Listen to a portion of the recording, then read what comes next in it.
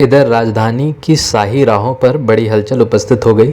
शोर मचने लगा कि नवाब के यहाँ से जो खजाना कलकत्ता आ रहा था, सन्यासियों ने सुरक्षाकर्मियों को मारकर सब छीन लिया। राजाज्ञा से सिपाही और बल्लटमेटर सन्यासियों को पकड़ने के लिए छूटे।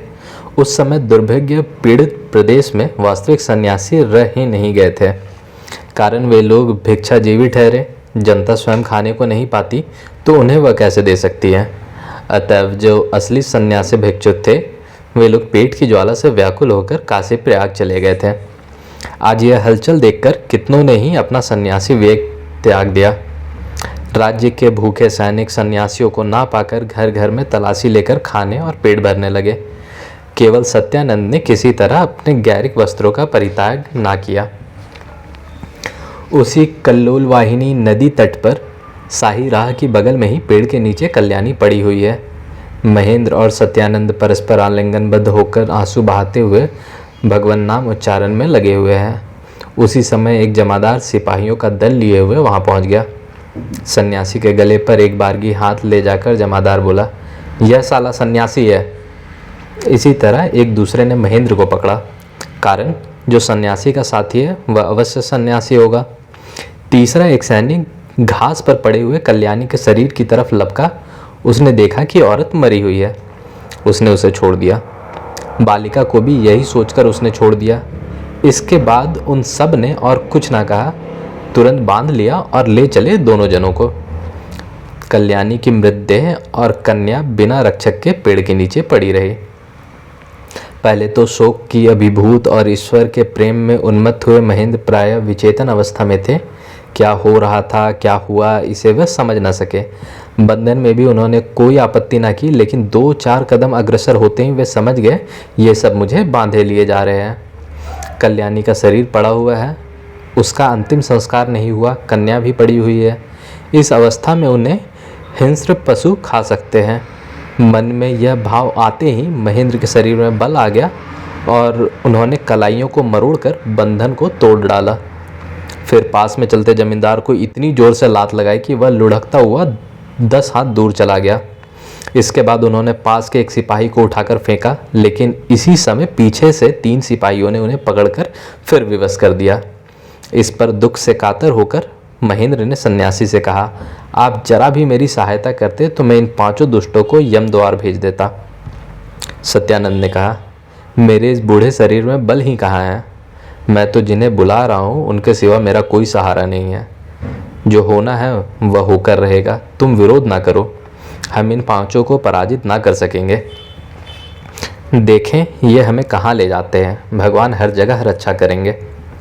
इसके बाद इन लोगों ने मुक्ति की कोई चेष्टा ना की, चुपचाप सिपाहियों के पीछे पीछे चलने लगे। कुछ दूर जाने पर सत्यानंद ने सिपाहियों से पूछा, बाबा मैं तो हरि नाम कह रहा था, क्या भगवान का नाम लेने में भी कोई बाधा है। जमादार समझ गया कि सत्यानंद भले आदमी है। उसने कहा, तुम भगवान का नाम लो, तुम्हें रोकूंगा नहीं। तुम वृद्ध ब्रह्मचारी हो, शायद तुम्हारे छुटकारे का हुक्म हो जाएगा, मगर यह बदमाश फांसी पर चढ़ेगा। इसके बाद ब्रह्मचारी मृदु स्वर में गाने लगे, धीर समीरे तटिनी तीरे बसती बने बनबारी, माँ करु धनुर्धर गमन विलंबन मति विधुरा सुकुमारी।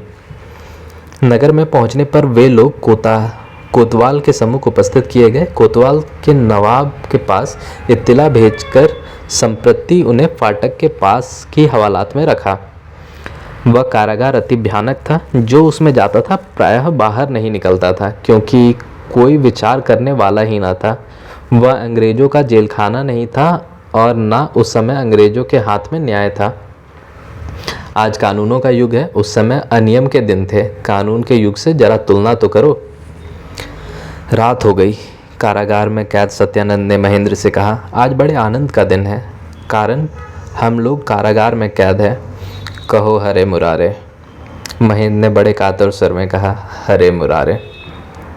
सत्यानंद, कातर क्यों होते हो बेटे। तुम्हारे इस महाव्रत को ग्रहण करने पर तुम्हें स्त्री कन्या का त्याग तो करना ही पड़ता, फिर तो कोई संबंध रह ना जाता। महेंद्र, त्याग एक बात है, यमदंड दूसरी बात। जिस शक्ति के सहारे मैं यह व्रत ग्रहण करता, वह शक्ति मेरी स्त्री कन्या के साथ ही चली गई। सत्यानंद, शक्ति आएगी, मैं शक्ति हूँ।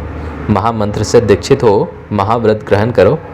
महेंद्र ने विरक्त होकर कहा, मेरी स्त्री और कन्या को सियार और कुत्ते खाते होंगे, मुझसे किसी व्रत की बात न कहिए।